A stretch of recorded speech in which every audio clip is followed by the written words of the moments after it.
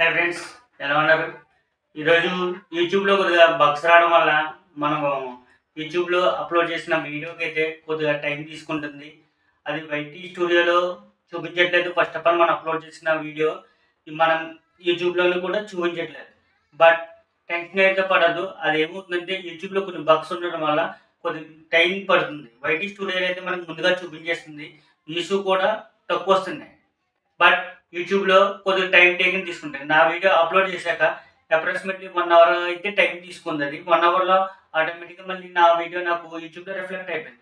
First 15 minutes తర్వాత YT స్టూడియోలో reflect అయింది.